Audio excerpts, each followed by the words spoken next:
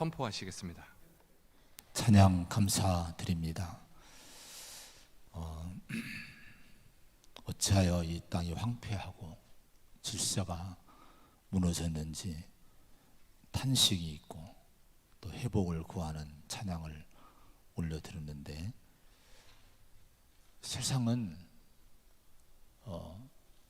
황폐하고 질서가 무너질 때에 이 황폐하고 질서가 무너진 세상에서 고통을 당하면서 이 문제를 이제 사람의 힘으로 풀어가려고 지혜를 짜내고 힘을 씁니다.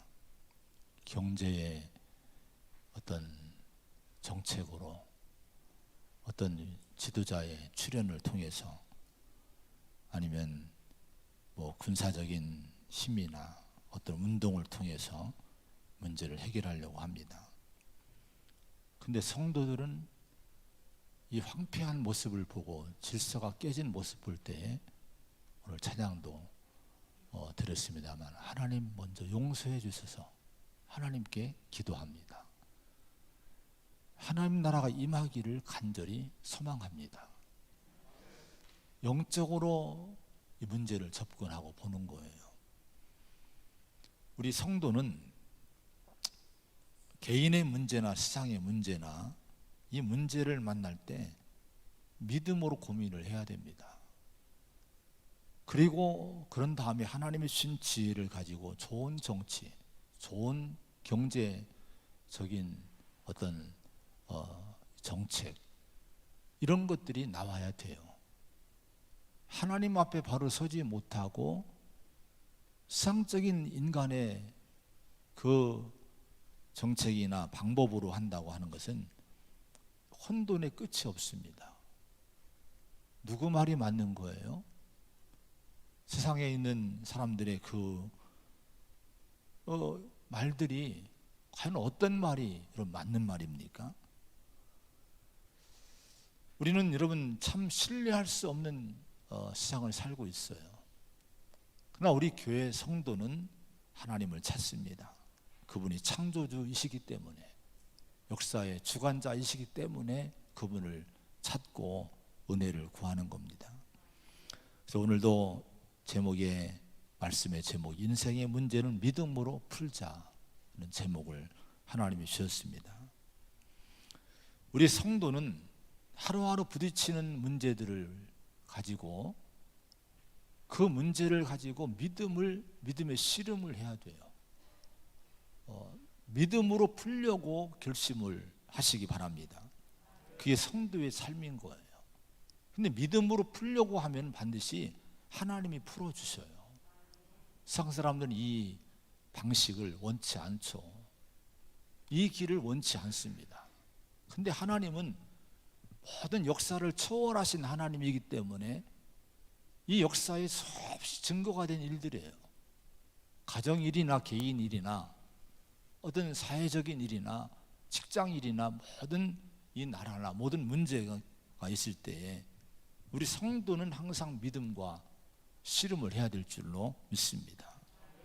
오늘 아브라함의 가정을 보여주는데, 오늘 이 가정, 아브라함의 가정이 있었던 사건을 통해서도 우리에게 그 문제를 고민하게 하십니다.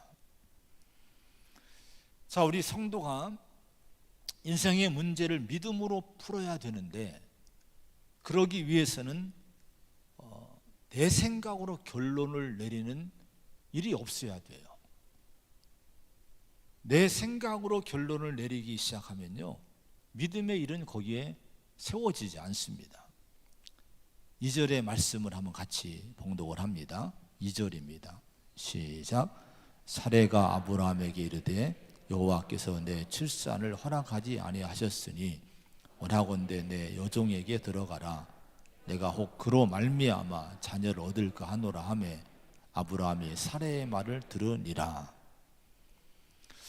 자, 아브라함의 부인 사레가 남편에게 그렇게 얘기를 하는 거예요. 여호와께서 내게 출산을 허락하지 아니하셨으니, 이렇게 얘기를 합니다. 자, 이 말을 분석해 보면 강한 원망이 이 말 속에 들어있어요. 하나님이 분명히 주권자임을 믿는데 그분이 내게 태의 문을 열어주지 아니하셨다.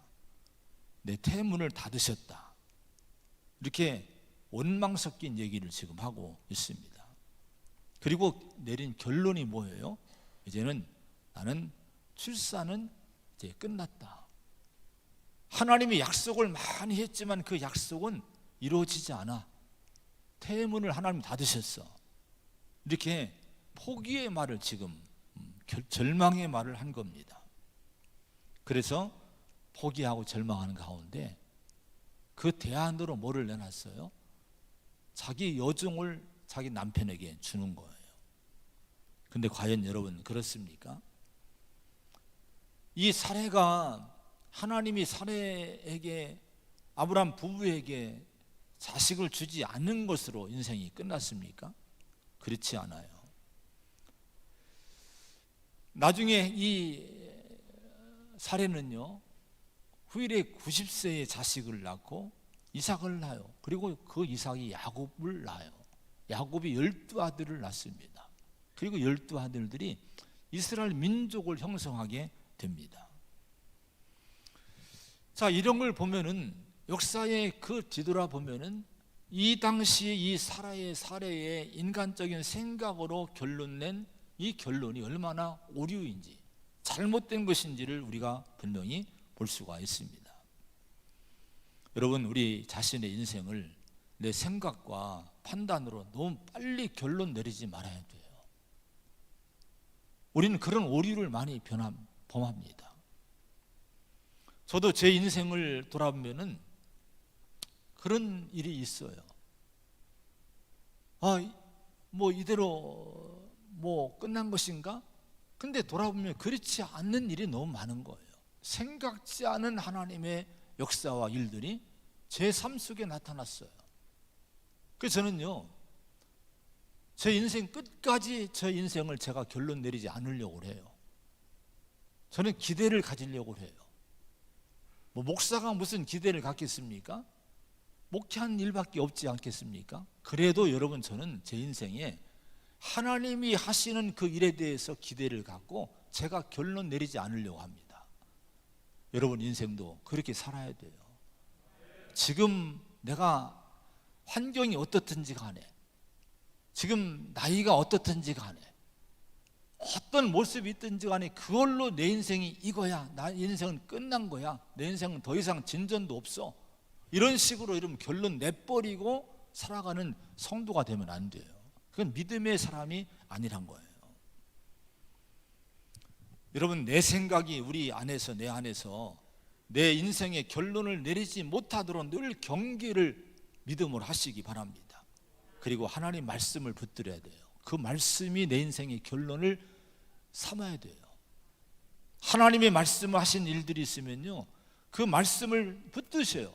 내 마음에 소망을 주고 꿈을 주고 희망을 주는, 뭔가 비전을 주는 말씀이 있으면 그 말씀 붙들고 자꾸 선포를 하셔요. 여러분, 아까 찬양도 그런 찬양을 우리 찬양단이 했는데요, 이사야 43장의 말씀 가운데 이전 일을 기억하지 말며 너희는 옛날 일을 생각하지 말라. 보라, 내가 새 일을 행하리니 이제 나타낼 것이라. 너희가 그것을 알지 못하겠느냐? 반드시 내가 광야의 길을, 사막의 강을 내리라. 이런 말씀이 나옵니다. 이 이사야 선지자가 이 말씀을 선포할 때는 이스라엘 민족이 희망이 없던 때였어요. 나라가 망했습니다. 포로로 끌려갔어요. 한마디로 이 나라가 풍지박산이 된 거, 일어날 힘이 없는 거예요. 주변의 국가들도 저 이스라엘은 다 끝났어, 저 나라는 이미 다 이제 풍지박산 됐어, 이렇게 손가락질하고 있을 비웃을 그때에 하나님의 선지자 이사야를 통해서 희망을 주는 거예요. 보라, 내가 새 일을 행하리라. 이제 나타낼 것이다. 광야에, 사막에 강들을 내고 광야에 물을 흐르게 할 것이다. 이런 말씀을 선포하십니다. 근데 여러분, 이 말씀이 그 당시는요, 정말 우스운 말씀이에요. 정말 믿을 수 없는 말씀입니다. 무슨 새 일을 행할 수 있는 일이 여지가 있겠습니까? 그런데요, 후일에 때가 되니까 이스라엘 민족이 돌아오는 거예요. 바벨론이 망하고 페르시아가 일어나고 이런 과정에서 정권이 바뀌고 그러면서 이스라엘 민족을 놔주는 거예요. 1차, 2차, 3차 귀환을 통해서 이스라엘이 예루살렘이 재건이 되고 성전이 재건이 되고 이런 역사가 여러분 일어나게 된 겁니다. 하나님은 말씀하십니다. 지금의 모습으로 내 인생을 내 생각으로 결론 내리지 말라는 거예요. 종교개혁 당시 캐서린 폰 보라라는 여인이 있었습니다. 수녀였어요. 이 당시는 거의 수녀들이 자발적으로 들어간 수녀도 있지만은 강제적으로 환경에 의해서 가문이 특히 귀족 집안에서도 여자들을 수녀원에 들어가게 하는 거예요. 이 여인도 수녀원에 들어갔습니다. 그런데 그 당시에 이 환경이 아주 변화의 물결이 막 그 휘몰아치던 격변의 시대였어요. 수녀들이 도망가고 막 이런 뭐 그런 때였습니다. 근데 게서린 폰 보라가 있던 수녀원도 수녀들이 도망가고 문을 닫게 됐답니다. 그런데 그 도망 나온 수녀들을 어느 신부님이 이들을 결혼을 시켜주는 거예요. 가정을 갖게 맺어주는 거예요. 다 보내고 한 여인이 폰 보라가만 남았어요. 이 사람도 다른 사람과 결혼시키려고 했는데 안 되는 거예요. 잘 맺어지질 않은 거예요. 그러다가 중매하는 남편을 맺어주던 이 신부가 이 여인을 좋아합니다. 그리고 둘이 결혼을 해요. 그리고 6 자녀를 낳습니다. 근데 이 가정이 유명한 가정이 됩니다. 그 당시 유럽에서 가장 유명한 부부 중에 하나가 돼요. 늘 수백 명의 사람들이 모여들고 또 그 남편 신부는 종교개혁의 중심에 서서 늘 논쟁과 박해에 시달리는 인물이 되면서 유명한 인물이 됩니다. 그게 누군가 하니 종교개혁을 일으킨 마틴 루터의 가정이었어요. 루터가 그렇게 게서린 폰 보라와 결혼을 한 겁니다. 이 게서린 폰 보라라고 하는 이 여인은요, 강제적으로 수녀원에 들어갈 때에 평생 수녀로 서원하고 살기를 이제 서원했을 당시만 해도 자기가 결혼을 꿈이나 꿨겠습니까? 세계 역사의 물꼬를 바꾸는 유명한 가정을 이루리라는 이런 생각이나 했겠습니까? 그런데요, 하나님이 그 여인을 쓰신 거예요. 루터를 만나게 하고 정말 위대한 가문을 이루게 하신 거예요. 여러분, 지금의 우리의 모습으로 결론 내리지 말아야 돼요. 여러분의 자식들도 지금 모습으로 결론 내려서 부모가 너는 왜 그래 이런 얘기 하지 말아야 돼요. 이 나라도 결론 내리지 마세요. 하나님 어떻게 이 나라를 쓸지 몰라요. 믿음의 사람들, 기도하는 사람들이 많은데 어떤 나라가 될지 압니까? 기적 위에 이 나라를 세우신 하나님이지 않습니까? 근데 우리가 정말 그러기 위해서는 우리 성도들이 믿음으로 자꾸 인간의 생각을 가지고 결론 내리지 말고 비관하지 말고 판단하지 말고 하나님의 말씀을 잡아야 돼요. 하나님이 이 나라를 축복했듯이 앞으로도 이 나라 축복할 거고 우리 가정도 우리 교회도 우리 생각하지 않았던 그런 놀라운 축복의 길로 인도하리라는 믿음을 여러분 갖고 사시기 바랍니다. 특별히 저는 부탁하기를 여러분이 개인에게 이 믿음을 적용하세요. 아무리 지금 내 마음에 내 눈에 희망이 없어 보이는 내 인생이라 할지라도 아니 그건 내 생각이란 거예요. 하나님의 생각은 다를 수 있는 거예요. 여러분, 내 인생에 이건 너무 그런 말일지 모르지만 한참 그런 얘기가 있었지 않습니까? 내 인생에 전성기는 지나가지 않았다. 근데 이게 믿음의 말입니다. 우리 인생에 빛나는 때가 지나가지 않았다. 믿음으로 이 말씀을 붙들어야 돼요. 자꾸 선포하시기 바랍니다. 자, 따라합시다. 내 인생에 전성기는 지나가지 않았다. 내 인생에 가장 빛나고 축복의 때는 미래에 나타난다. 할렐루야. 한번 기대해 보시기 바랍니다. 어떤 축복을 주지 하나님 몰라요. 자, 그런 다음에 믿음으로 문제를 풀어가기 위해서는요, 사람의 말에 자꾸 움직이지 말아야 돼요. 사람의 말에 매이지 말아야 돼요. 인간의 말에 따라 그 사람의 말을 가지고 문제를 풀려고 하지 말아야 돼요. 2절에 다시 보면은 그런 말씀이 나와요. 사례가 아브라함에게 내 출산 허락하지 하나님이 허락하지 않았으니까 내 종에게 여종에게 들어가라 이렇게 하니까 아브라함이 어떻게 합니까? 사례의 말을 들었다 이렇게 얘기합니다. 자, 여러분, 이 사례의 말을 들은 이 아브라함의 이 태도가 문제가 되는 거예요. 아브라함은 누굽니까? 믿음의 사람이지 않습니까? 영적인 사람이지 않습니까? 그러면 누가 어떤 말을 할지라도 그 말에 따라 움직이지 말고 항상 그걸 분별을 해야 돼요. 하나님은 과연 어떻게 내게 말씀했지? 하나님 주신 말씀은 뭐지? 내가 이 시점에서 내가 믿음으로 행하고 믿음으로 내가 살아야 될 부분은 뭐지? 이 믿음의 문제에 주목을 해야지 사람의 말을 듣고 거기에 행하게 되면 문제가 발생하게 되는 거예요. 여기 사례의 말을 들었다라고 2절에 기록을 하는 것이 이것이 아브라함의 실수의 기록입니다. 만일 아브라함이 그때 사례의 말을 거절하고 하나님 말씀을 들었다라는 기록을 남길 수 있는 믿음을 그때 보여줬다면 얼마나 좋았을까. 아담이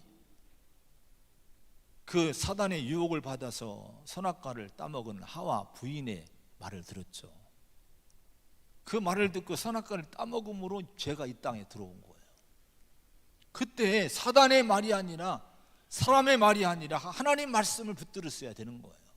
이거 먹지 말라고 하신 하나님의 음성을 꼭 끝까지 붙들고, 아니야, 당신이 아무리 내게 그 얘기를 해도 좋다고 얘기해도 하나님 말씀은 그게 아니야, 이렇게 분별력 있게 분별하고 사람의 말들을 거절할 수 있는 그런 분별력을 가져야 된다 하는 거예요. 오늘 우리 성도가 이걸 분별해야 됩니다. 사례는 아내예요. 아내가 그런 말을 했는데요, 여러분, 아무리 남편이, 아무리 아내가, 아무리 부모가, 자식이 가까운 믿을 만한 사람 얘기해도 믿음의 말이 아니라면, 말씀을 통한 말이 아니라면 거절할 수 있는 그런 의지가, 영적 의지가 있어야 됩니다. 그래야 내 믿음을 지킬 수 있게 되는 거예요. 여러분 인생에 가장 큰 영향을 주는 말이 지금은 요즘 누구의 말입니까? 누구의 말에 지금 내 인생이 움직여지고 있습니까? 사람의 말입니까? 하나님의 말씀입니까? 나는 지금 누구의 말에 더 가치를 두고 살고 있습니까? 사람들의 말에 너무 가치를 두고, 세상의 말에 너무 가치를 두고, 거기에 내 인생의 중심을 두고 그 말씀을 따라서 내가 살고 있지는 않습니까? 그것이 여러분 영적으로는 뭐냐? 이게 방황이라고 하는 거예요. 영적 방황을 하지 말아야 돼요.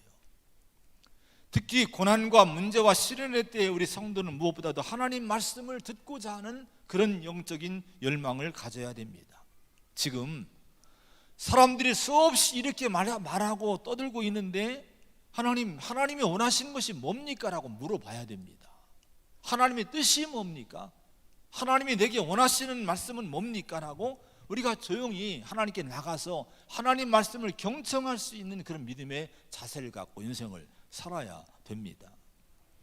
그러면 하나님 반드시 말씀을 주셔요. 하나님이 우리를 인도하시고 축복할 때는요, 그냥 하지 않습니다. 반드시 먼저 말씀을 주시고 인도를 하셔요.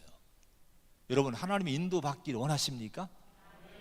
하나님의 축복을 받는 주인공 되기를 원하십니까? 그러면 하나님 말씀을 들어야 돼요. 내게 주신 음성을 듣는 성도가 되시기를 축원을 드립니다. 오늘날의 위기는 세상이 살기 어려워서가 아니라 미래에 대한 확실한 희망이 없기 때문에 위기라고 합니다. 지금 세상은 사람들의 탐욕과 어떤 자기 욕심이나 이익을 앞세우는 사람들의 생각에서 나온 온갖 거짓된 희망의 말들이 쏟아져 나와서 거짓 희망의 홍수를 이루고 있는 시대라고 할 수가 있어요. 자, 여러분, 거짓된 희망의 홍수 속에서 우리가 분별을 잘해야 돼요. 사람의 욕심으로 나온 선포하는 말들, 욕심 가지고 탐욕 가지고 여러분 선포하는 이 거짓된 여러분 희망을 주는 이런 어떤 이 말들, 여기에 우리가 이런 홍수 속에 살고 있지 않습니까? 방송만 틀으면 다 쏟아 나오지 않습니까? 이게 과연 정말 이게 희망의 말입니까? 희망의 말이 못 돼요. 내일 어떻게 되든 오늘 내가 권력 잡으면 끝나니까. 인간의 탐욕과 욕심으로 하는 말들이 너무 많은 거예요. 우리 국민들이요, 이거 분별을 해야 됩니다. 백성들이, 특별히 하나님 백성들이요, 이 나라의 빛과 소금의 역할을 해야 돼요. 우리는 하나님 말씀을 근거로 살아야, 자꾸 사람의 말을 따라 자꾸 몰려다니면요, 똑같은 이 나라는 희망이 없는 나라가 되는 거예요.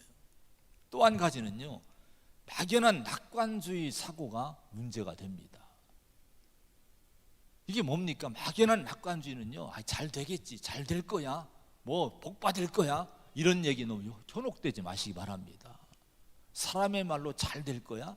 아니에요. 절대로 이게 잘 되지 않습니다.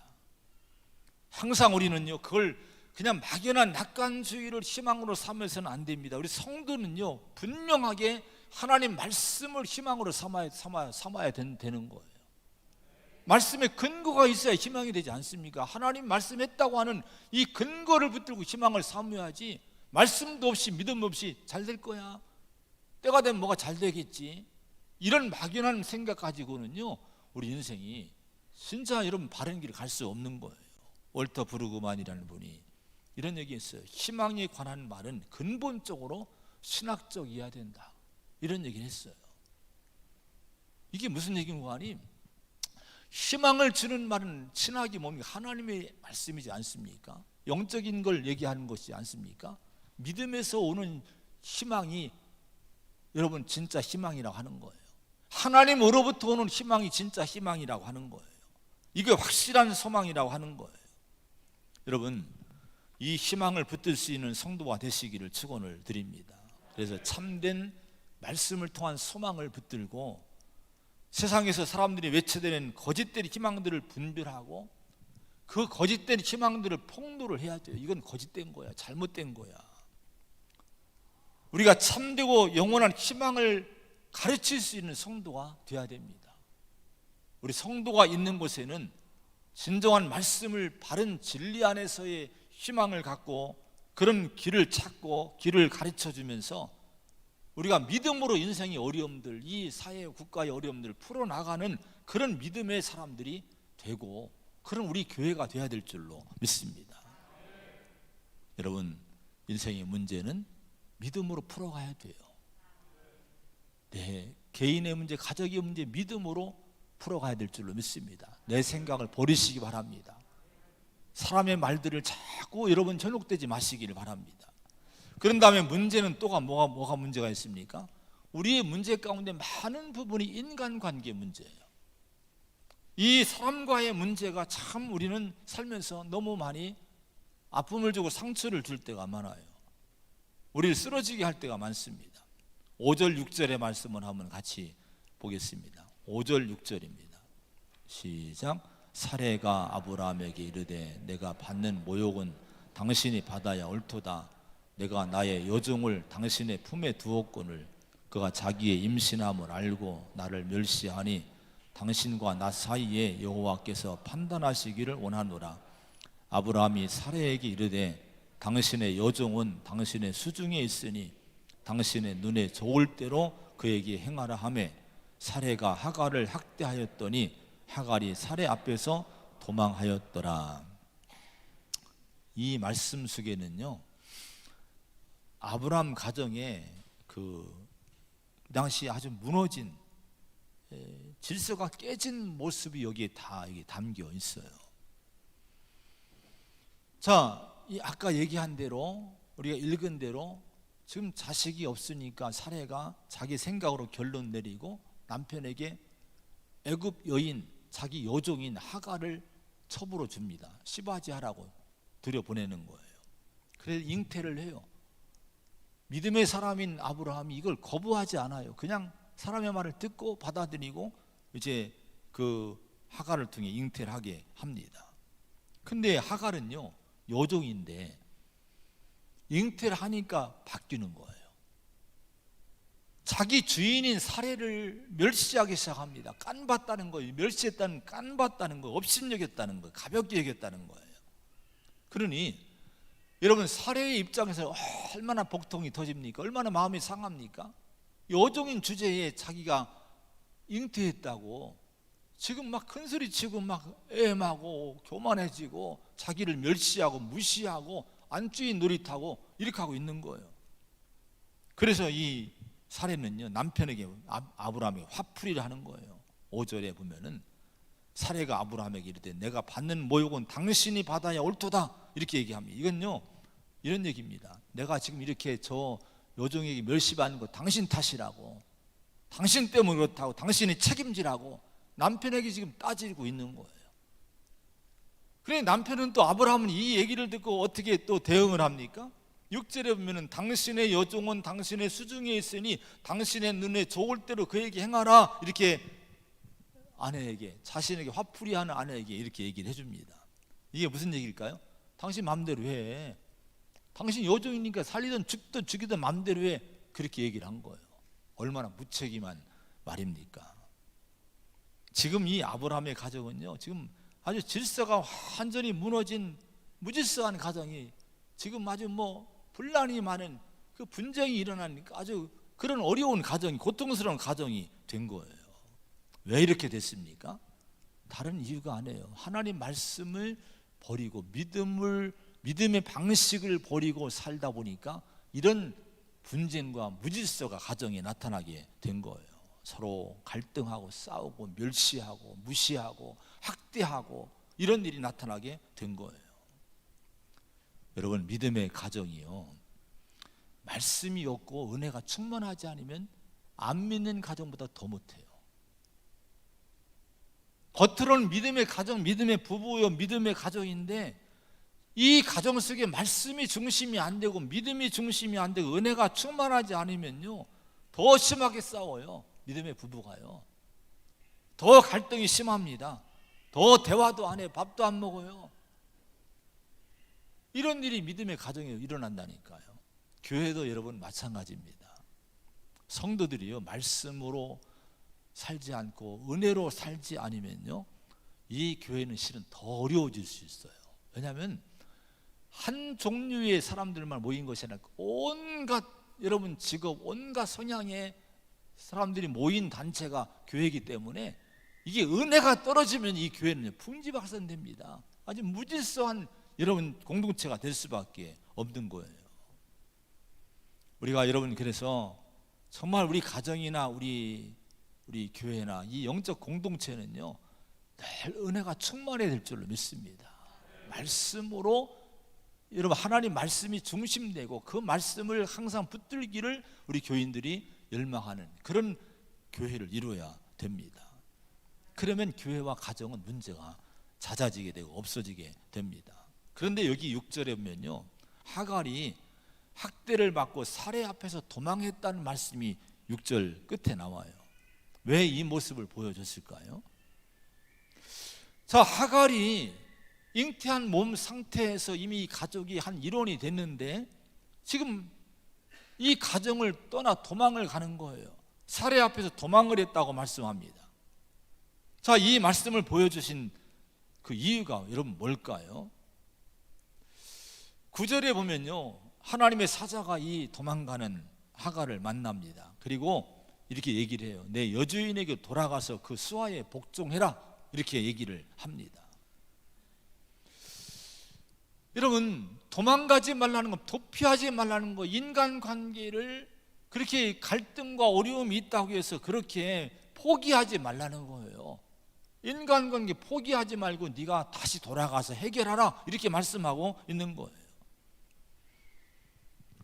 우리 성도는요, 이런 모습을 통해서 성경도 수없이 그런 말씀들이 많이 나와요. 서로 사랑해라, 서로 종노릇해라, 서로 받으라, 서로 격려해라, 서로 짐을 지라, 용서해라, 하나 되라, 이런 말씀이 뭡니까?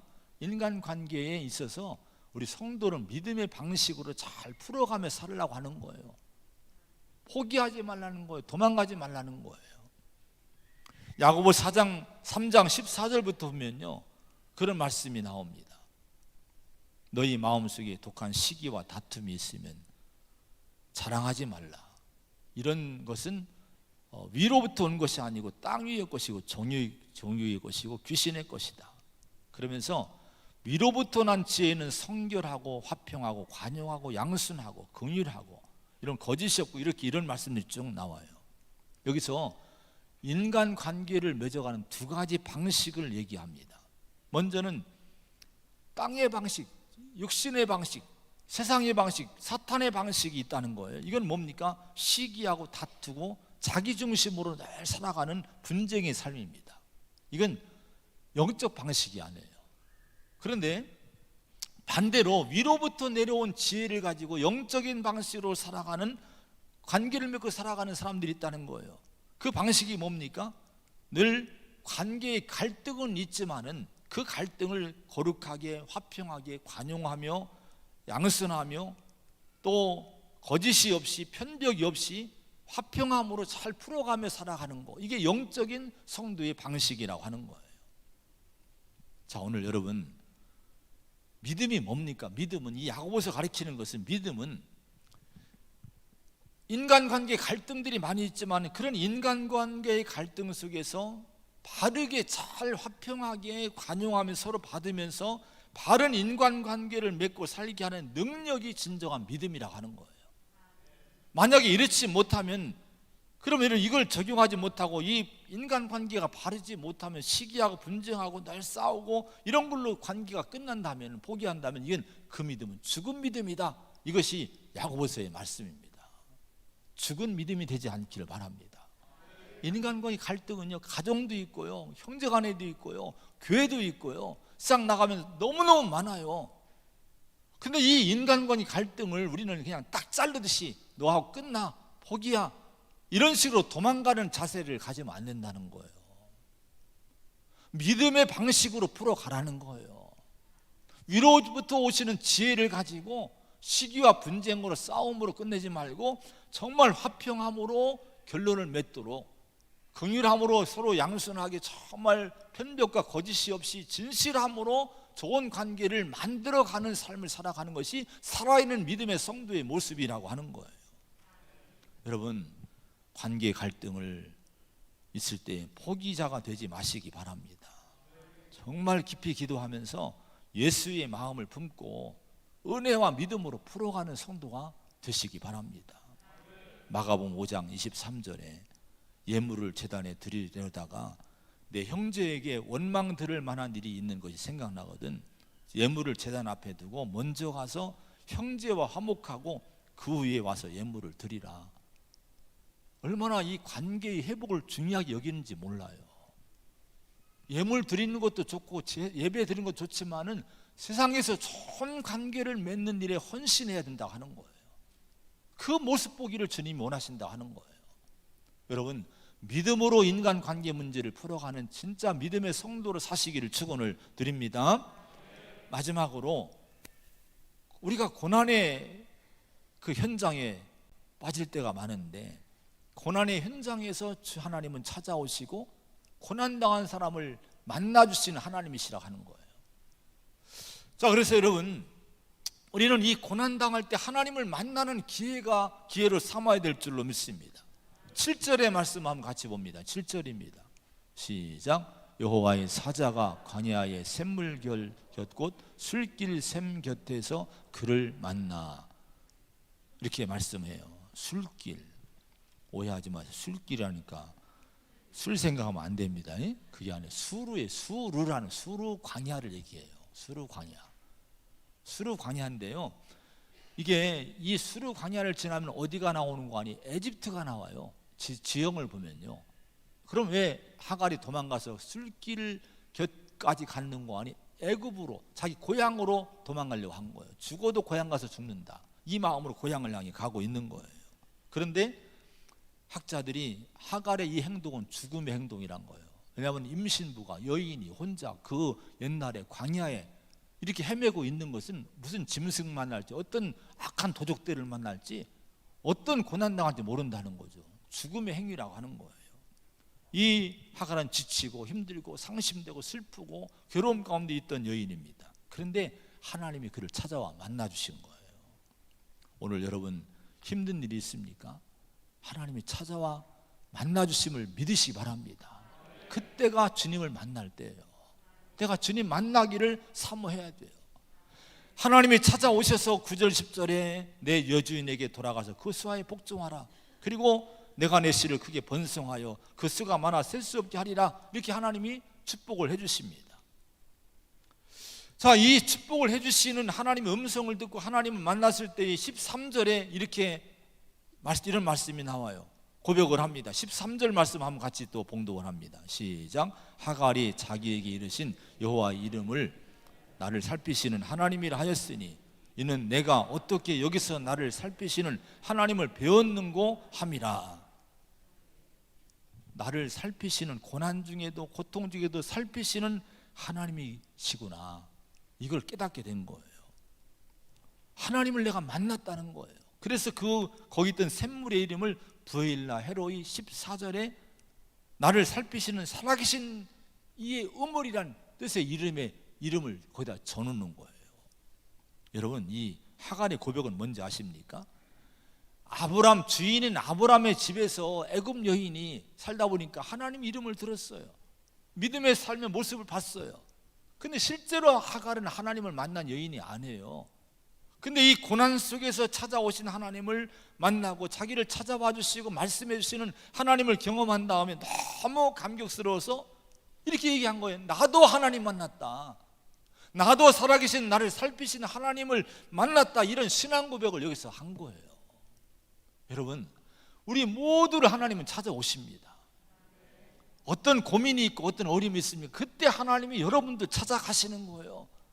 남이 하는 간증만 여러분 듣고 은혜 받지 마셔야 돼요. 내가 하나님 만나야 돼요. 내 고민 속에 찾아오신 그분을 만나고 나도 하나님 만났다고 간증할 수 있는 그런 성도가 되시기를 축원합니다.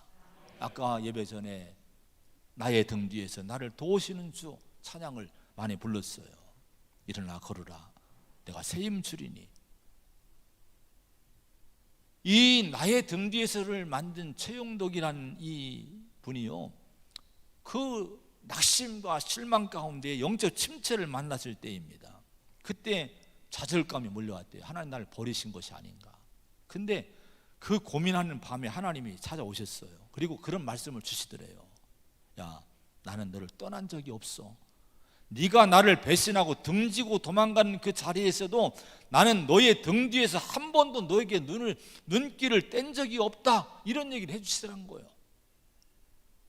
여러분, 하나님이 우리에게 눈을 떼신 적이 없대요. 여러분, 우리가 등을 쥐고 하나님 등 쥐고 도망가는 그때들 할지라도 그런 때가 많을지라도 하나님 그때도 우리를 보고 계시다고 하는 거예요. 이걸 체험하고 나니까 이 최용덕 씨가 집사람이 너무 감격해서 그 밤에 눈물로 이 가사를 쓰고 이 노래를 그 밤에 만든 거예요. 여러분, 오래됐지만 이게 얼마나 은혜를 주는 찬양입니까? 오늘 이 예배는 우리를 살피시는 살아계신 하나님이 나를 찾아오셔서 나를 만나주시는 시간인 줄로 믿습니다. 여러분, 그분의 손을 잡고 가시기 바랍니다. 할렐루야. 기도하겠습니다. 하나님 아버지, 오늘 인생의 문제가 많지만은 그 문제는 반드시 믿음으로 풀어야 된다고 오늘 말씀을 주셨습니다. 인간의 생각이나 사람의 말을 따라 흔들리지 않게 하여 주옵시고 끝까지 하나님 말씀을 결론 삼고 살게 하여 주옵소서. 믿음을 결론 삼고 살 수 있는 그런 신앙을 주시기 원합니다. 인간 관계도 도망가지 말고 도피하지 말고 믿음으로 가정의 문제, 교회의 문제를 풀어가는 우리 성도가 되게 하여 주시옵소서. 우리를 찾아오시는 주님, 오늘도 찾아오신 줄로 믿습니다. 우리의 어려움 가운데 찾아오셔서 나를 잡아주시는 줄로 믿습니다. 그분을 만나며 사는 우리 성도가 되게 하여 주시옵소서. 예수님의 이름으로 간절히 기도하옵나이다. 아멘. 찬송